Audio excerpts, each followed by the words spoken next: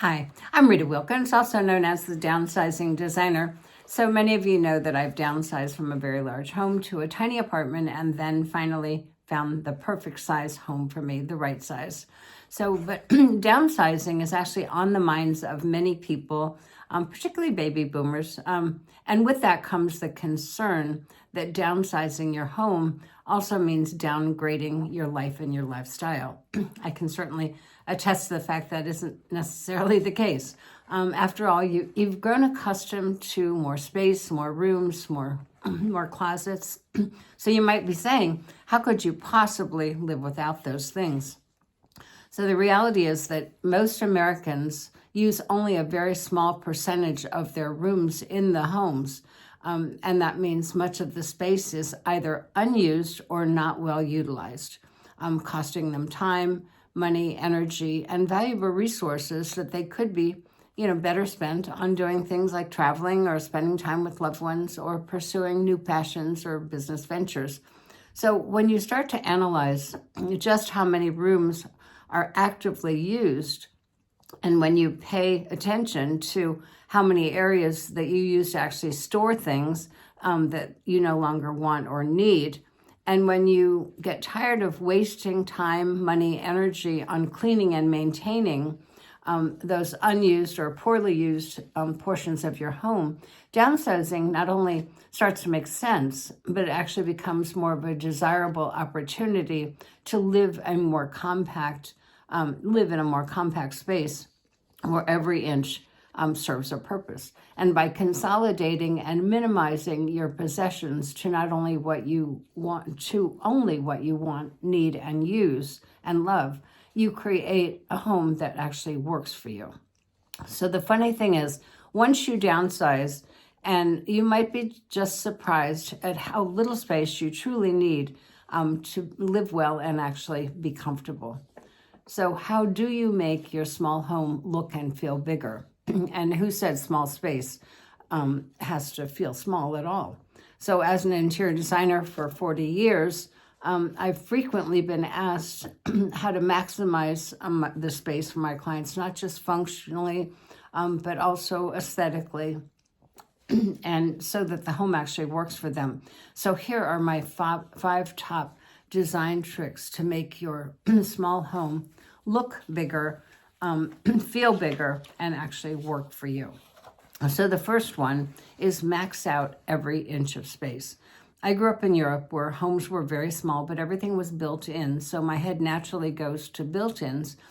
So a way to max out every inch of space is to incorporate built-ins into your home, wall to wall, floor to ceiling, for that seamless storage and also including some display. So another one is to install cabinets that extend to the ceiling in kitchens, bathrooms, laundry rooms, mud rooms. And then another one is to transform spaces that aren't normally used that way to make every inch count, would be patios, decks, balconies, outdoor kitchens. So in other words, you're making every inch of your entire home and property usable.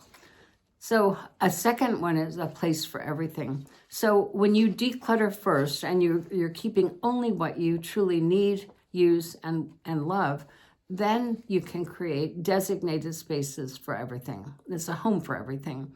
So a cabinet or a drawer could be your place for keys, your wallets, your glasses, so you're not always looking for them. And then you can have a system for organizing your bills, your paperwork, your mail, your magazines. And then you can also have a tray that's for the remotes, for any audio pieces that you might need, so you're not looking for those. A third tip is to multitask your furniture. So choose furniture that serves multi-functions and multi-purpose. So ottomans that double as storage, coffee tables, or also seating, and then expandable tables or Murphy beds with integrated storage. And a fourth is mirrors, glass, and lighting. Those become your best friends in a small place. So use mirrors to reflect that natural light, and to visually expand the space. And then opt for glass walls or partitions where feasible to create that flexible privacy without closing off the spaces completely. And then another is to maximize the natural light, incorporate layers of lighting, of ambient lighting to make your space feel larger and also brighter. And number 5 is to choose small scale for a bigger impact. So avoid furniture that's oversized for small spaces. Select smaller scale pieces to prevent that overcrowding, but don't shy away from one large statement piece to serve as a focal point.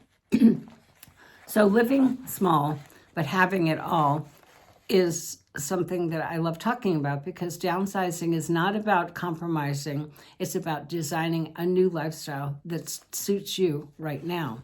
So once you downsize and embrace living with less, you'll realize that you haven't given up anything. In fact, you've created more room for what truly matters.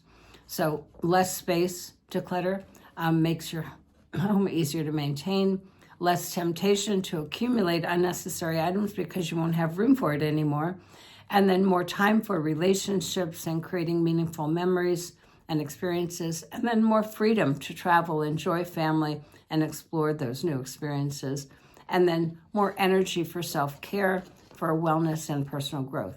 So as baby boomers, we've learned that bigger isn't always better, and that more stuff doesn't make us happier. So we've reached a point in our lives where we realize we don't need so many toilets, shoes, or things. Downsizing doesn't mean downgrading. It means an opportunity to live small, but have it all.